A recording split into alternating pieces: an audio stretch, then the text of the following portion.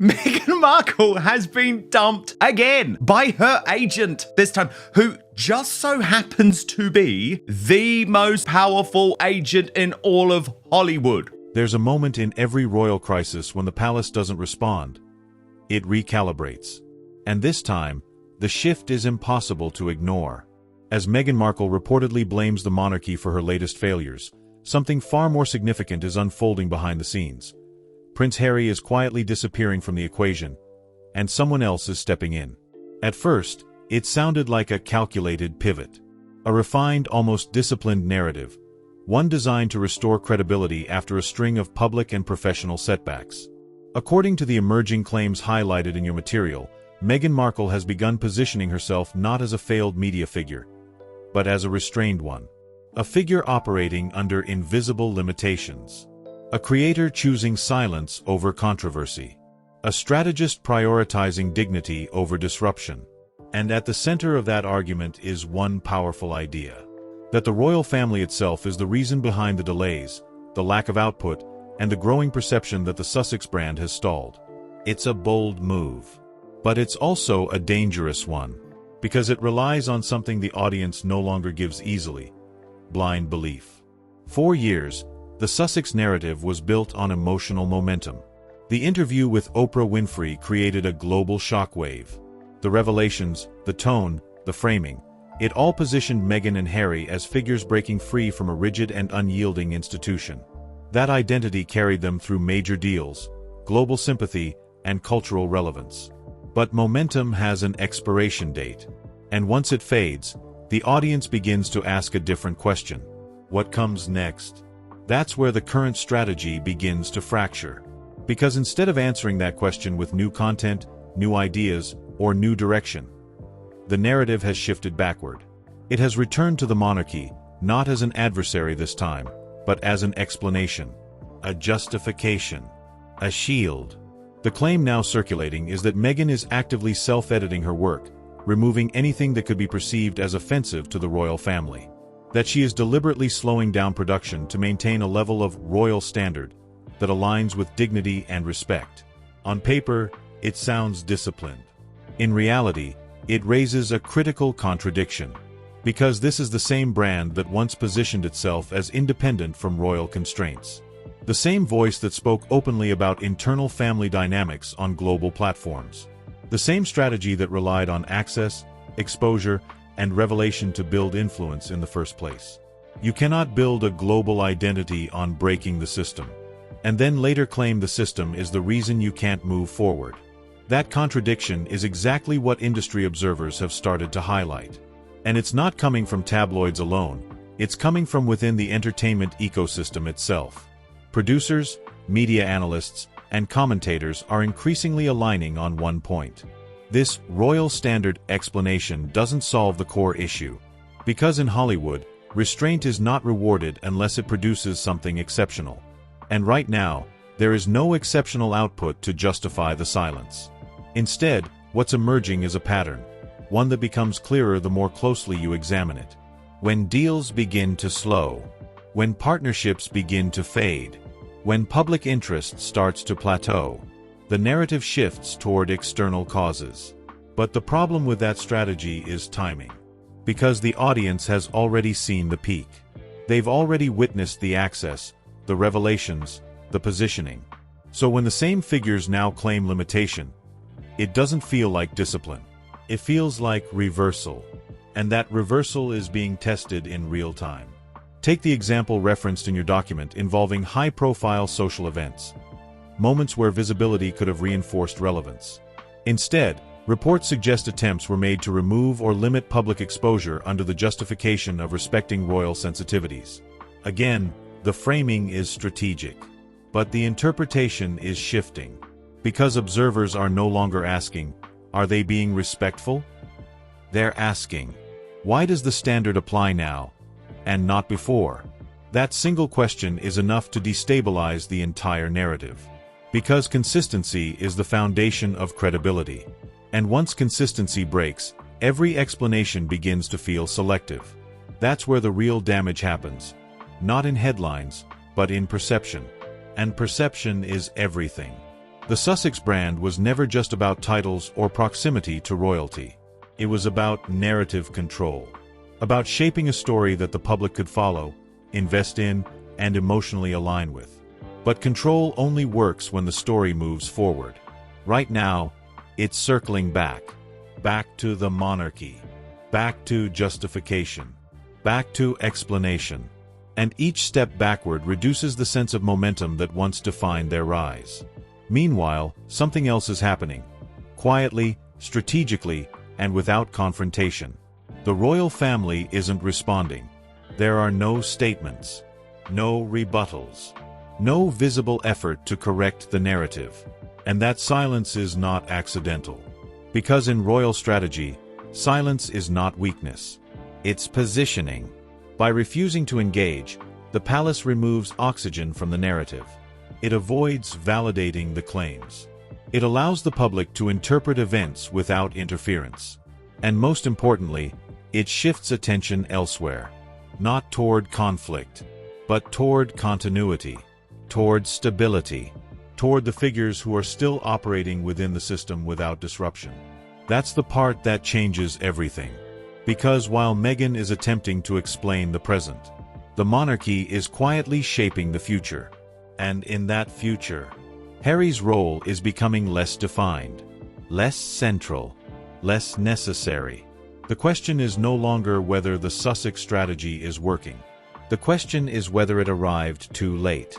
Because in a system built on hierarchy, duty, and long-term positioning, you don't need to win the argument. You just need to outlast it. The shift didn't come with an announcement. There was no dramatic fallout, no explosive headline that clearly marked the moment everything changed. Instead, it unfolded the way real power shifts often do. Quietly, professionally, and with just enough distance to make it undeniable only after it had already happened. Because while Meghan Markle was reframing the narrative, something far more consequential was happening behind closed doors in Hollywood. Doors weren't slamming. They were simply not opening anymore. And in an industry where access is everything, that silence is louder than any rejection. At one point, the Sussex brand operated at a level most public figures never reach. Multi-million-dollar deals, global platforms, guaranteed attention. When Prince Harry and Meghan entered the entertainment space, they didn't have to compete for relevance. They arrived with it. Their story alone was the product. Their proximity to the monarchy was the leverage. And for a time, that leverage translated into opportunity after opportunity. But Hollywood doesn't operate on past narratives. It operates on current value. And value in that ecosystem is brutally simple. You either deliver, or you slowly disappear.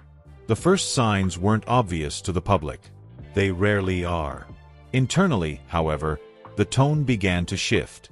Meetings that once felt like formalities started turning into evaluations. Projects that were once greenlit on concept alone began facing delays, revisions, hesitation.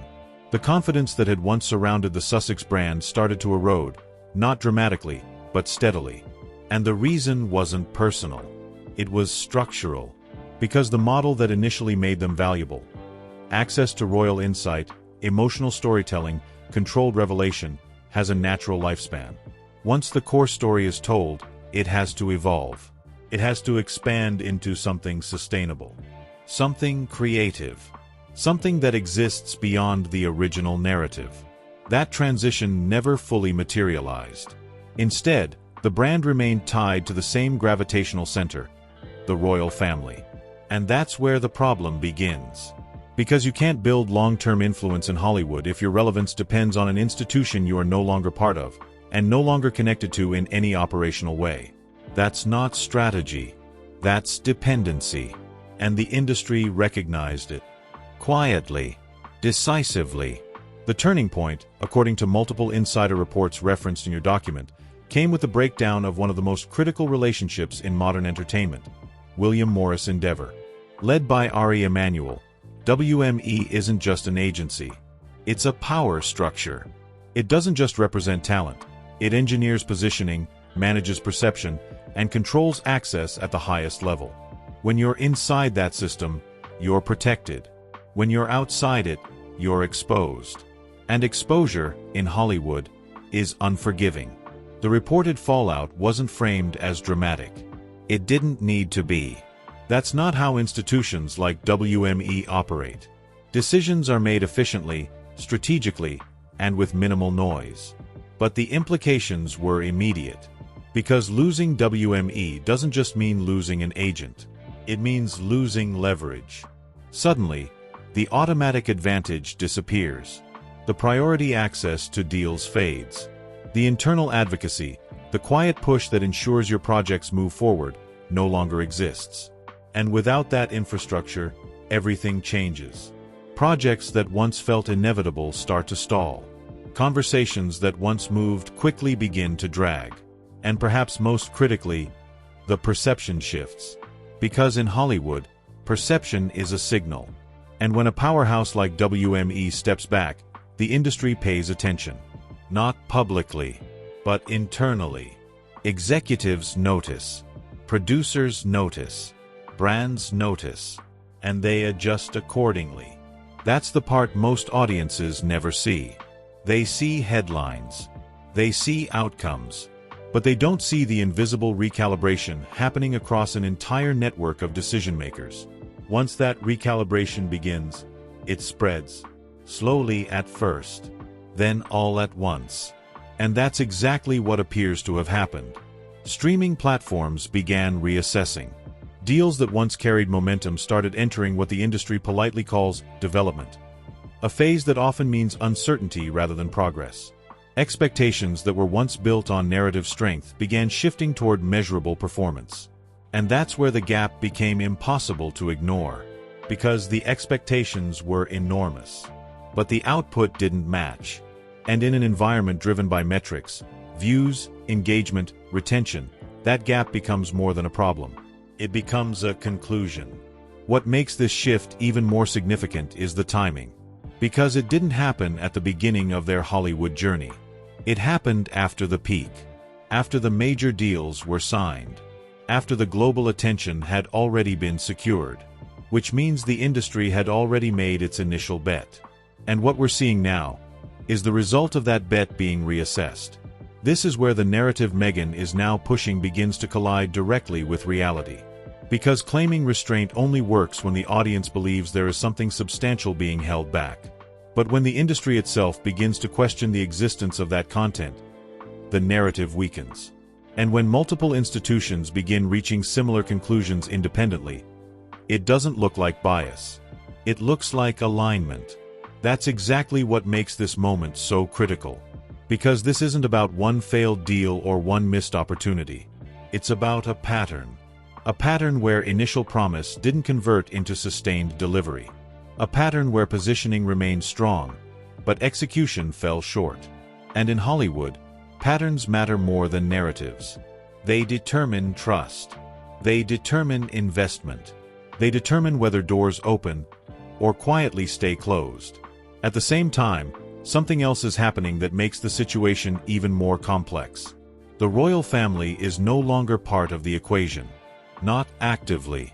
Not strategically. Not even symbolically. They're not responding to the claims. They're not engaging with the narrative. They're not providing any form of counterbalance. And that absence creates a vacuum. Because without that connection, without that tension, the Sussex brand loses one of its core drivers of attention. Which brings everything back to a single, unavoidable question. What is the brand without the monarchy? That's the question Hollywood has already started answering. And the answer, at least for now, isn't as strong as it once was. Because influence that relies on past association eventually reaches a ceiling. And once it hits that ceiling, it either reinvents itself, or it begins to decline. Right now, all signs suggest the industry has already made its decision. Not loudly, not publicly, but definitively. And the most telling part? No one is rushing to correct it. And just when it seemed like the strategy couldn't shift any further, it did. But this time, the move wasn't about expansion, reinvention, or even recovery. It was about survival. Because when influence begins to decline in Hollywood, the first instinct isn't always to rebuild, it's to reframe. to reshape the narrative in a way that protects perception long enough to buy time. And right now, that's exactly what appears to be happening around Meghan Markle. The new approach is subtle, but incredibly calculated. It doesn't directly deny failure. It doesn't openly challenge the industry.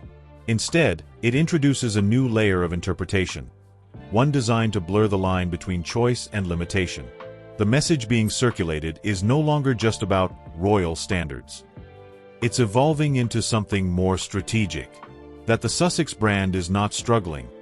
It is selective. Not delayed, but deliberate. Not rejected, but refined. On the surface, it's a powerful repositioning, because it flips the dynamic. Instead of asking why opportunities are disappearing, it suggests those opportunities were never worth taking in the first place.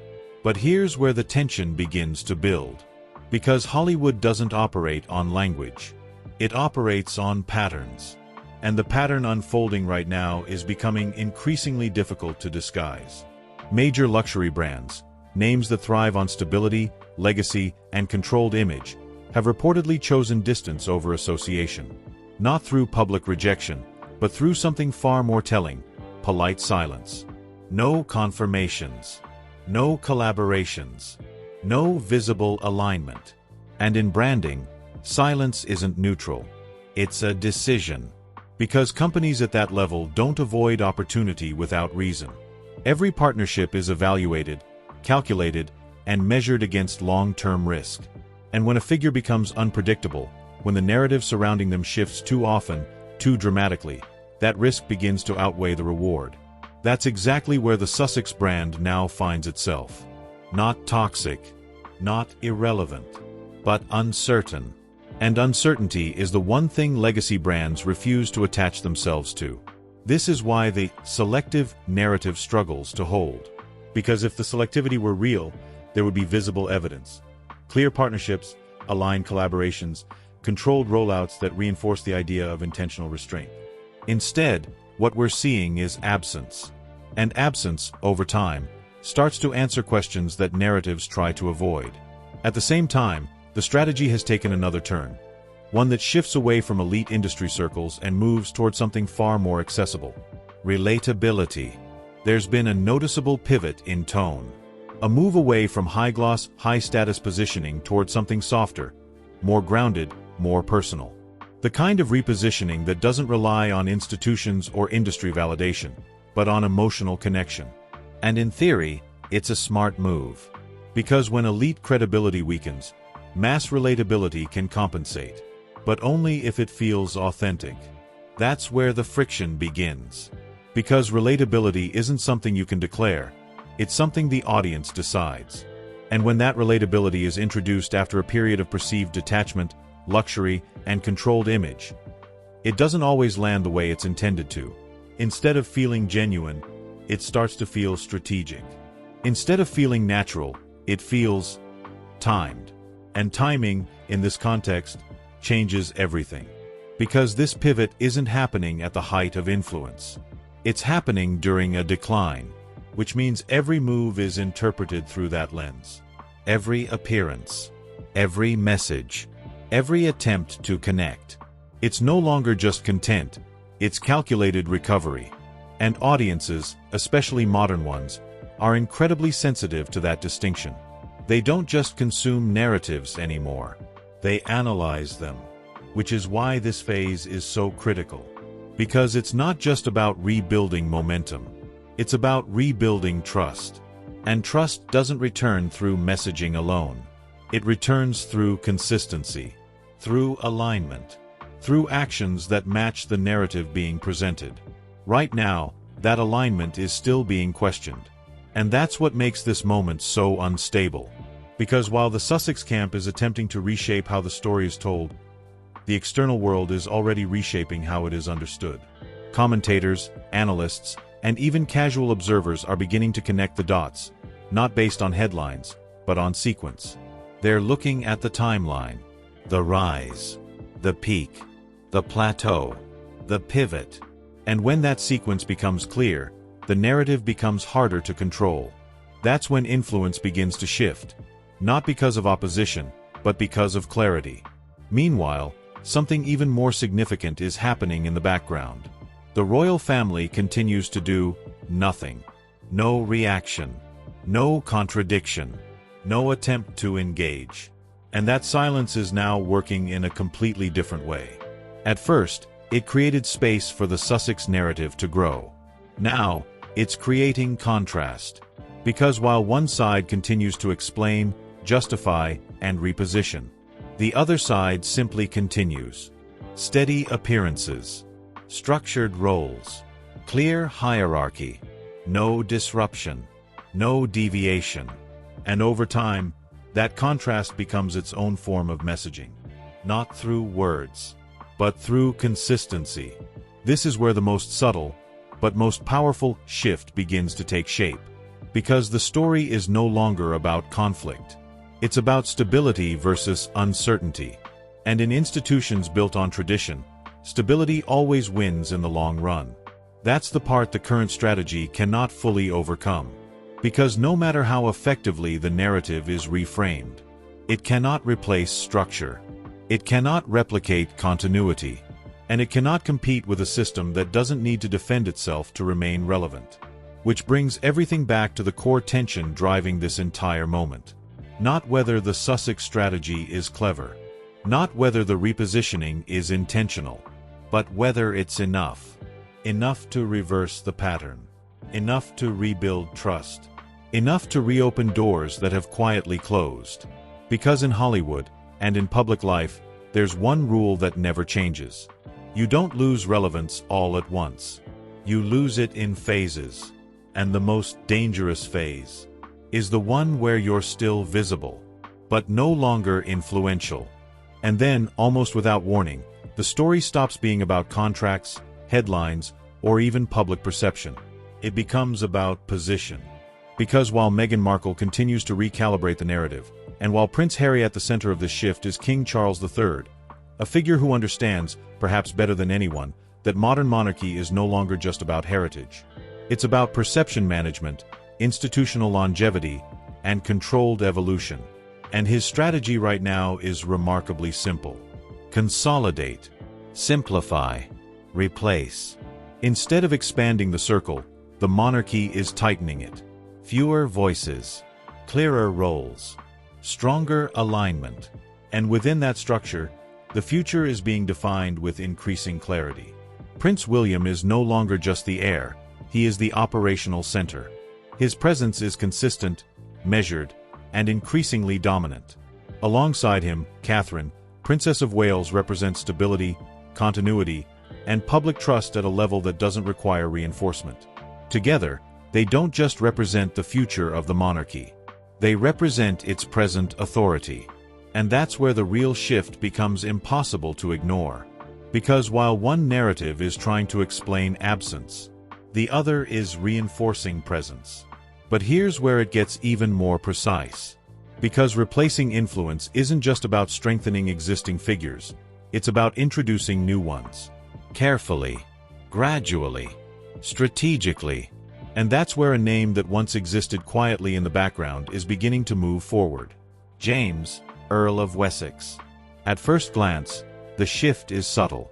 Appearances, mentions, positioning within key moments. Nothing dramatic. Nothing that would trigger immediate headlines. But in royal strategy, subtlety is the signal. Because elevation doesn't happen overnight. It happens through repetition. Visibility increases. Responsibility expands. Familiarity builds.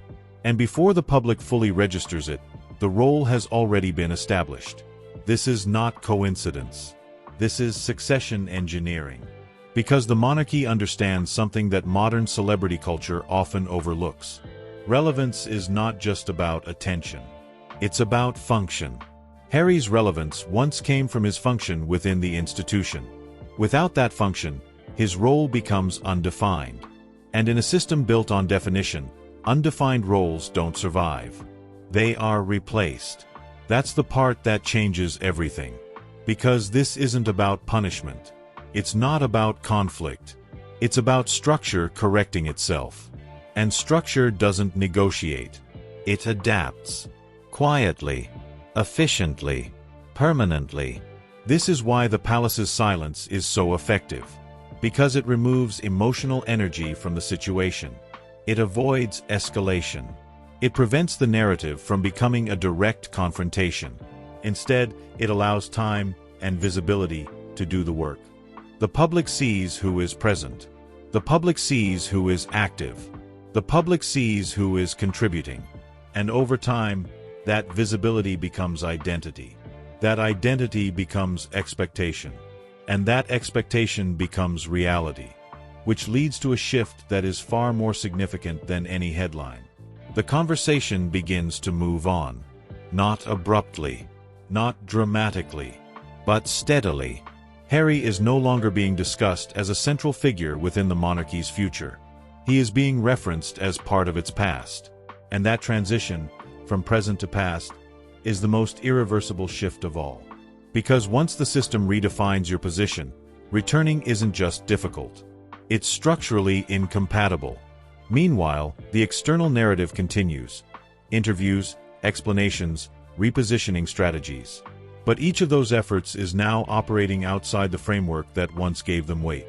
And without that framework, the impact changes. Because influence tied to an institution doesn't fully transfer when the connection is broken. It diminishes. Gradually. But consistently. That's what makes this phase so critical. Because it's not just about whether Meghan's strategy succeeds or fails. It's about whether it even matters within a system that has already moved forward. Because while one side is still trying to control the story, the other side has already rewritten the cast. And in that new structure, the roles are clear. The hierarchy is stable. The future is defined. Which leaves one final, unavoidable realization. This was never about winning the narrative. It was about maintaining position. And once that position is gone, the story doesn't end, but it no longer revolves around you. And in the final phase of the shift, something even more revealing begins to surface. Something that doesn't rely on headlines, insider reports, or strategic leaks. It shows up in behavior. Because when pressure builds, when influence contracts, when options narrow, people don't just change their messaging. They change their direction. And that's exactly what we're now seeing from Meghan Markle and Prince Harry. The pivot is no longer subtle. It's visible, clear, and, to those watching closely, deeply telling. Because after years of positioning themselves at the intersection of royalty and global media power, the strategy is now moving toward something far more immediate. Direct monetization of relatability. Not through institutions. Not through legacy platforms. But through controlled, personal branding. And on the surface, it makes sense. When elite access begins to fade, the fastest way to retain relevance is to move closer to the audience. To create a version of yourself that feels accessible, grounded, familiar. To replace distance with connection. But here's where the tension quietly builds. Because relatability only works when it feels natural. And right now, the shift feels reactive. The carefully curated glimpses into personal life. The controlled exposure of family moments. The increasing emphasis on identity outside the royal framework. Individually, these moves are strategic. Collectively, they tell a different story. They signal a transition, not from one phase of influence to another, but from institutional power to personal survival. And that distinction matters. Because institutional power is stable. It doesn't rely on constant engagement. It doesn't need to prove itself every day. It exists within a system that sustains it. Personal branding doesn't have that luxury. It requires consistency. It demands attention. It survives on relevance, which means the rules are completely different. And adapting to those rules, especially after operating at the highest level of institutional influence, is not easy. Because the audience expectations change. They're no longer observing from a distance. They're evaluating up close. Every decision becomes visible. Every contradiction becomes amplified. Every shift in tone becomes part of the narrative. That's exactly what's happening now. The move toward a more authentic image is being analyzed in real time. Not just for what it shows, but for why it's being shown. And that why is becoming harder to control. Because it's happening in the context of everything that came before. The deals, the positioning, the statements, the distance. So when the tone shifts, the audience doesn't just see authenticity. They see strategy. And once that perception takes hold, it changes the entire dynamic.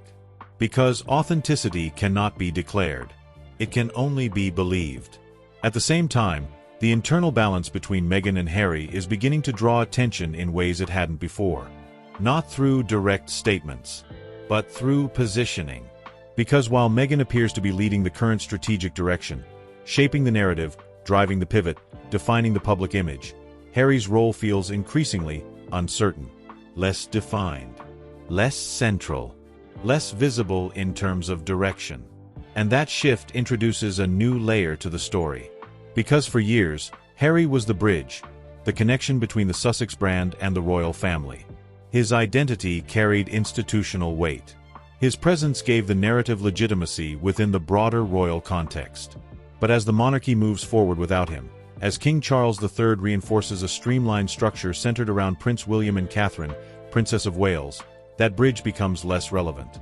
And without that connection, Harry's position becomes more complex. Because outside the institution, his identity has to be redefined. Not as a royal, not as a spare, but as an individual operating in a space where titles don't carry the same weight. That transition is difficult, not just publicly, but personally. And when that personal transition intersects with a broader strategic shift, it creates tension. Not necessarily conflict, but imbalance. And audiences pick up on imbalance quickly. They may not articulate it directly, but they feel it. They see who is leading. They see who is adapting. They see who is adjusting. And over time, that perception becomes part of the overall narrative, which brings everything to a point that is far more significant than any single deal, appearance, or headline. This is no longer a story about success or failure in Hollywood. It's a story about positioning in a world that has moved on. Because while the Sussex strategy continues to evolve, the systems they once challenged have stabilized without them. The monarchy has restructured. Hollywood has recalibrated. The audience has matured. And in that new landscape, the original narrative no longer holds the same power. That doesn't mean the story is over. Far from it. But it does mean the stakes have changed. Because now, it's not about building influence from a position of strength. It's about rebuilding relevance from a position of distance. And that is a far more difficult path. Because distance requires proof. Proof of value. Proof of consistency. Proof that the next chapter is not just different, but necessary. Right now, that proof is still being defined. Still being tested. Still being shaped in real time. And the outcome is not guaranteed. Because in public life, there's one reality that applies to everyone, regardless of title, history, or past influence. Attention can be earned. Relevance must be maintained. But credibility, once questioned, must be rebuilt from the ground up. That's where this story now stands. Not at the peak, not at the fall, but in the middle of a transformation that will determine everything that comes next. And here's the part most people miss. The royal family isn't trying to win this narrative. They don't need to. They've already done something far more effective. They've continued. Steadily. Silently. Strategically. And in doing so, they've allowed time to do what no response ever could. They've let the world adjust. Adjust to a monarchy without constant disruption. Adjust to a future defined by clarity and structure. Adjust to a story that no longer depends on conflict to stay relevant. Which leaves Meghan and Harry in a position that is both challenging and defining. Because for the first time in years, the spotlight is no longer guaranteed. It has to be earned again. Not through controversy. Not through connection. But through value. And that's the phase we're entering now.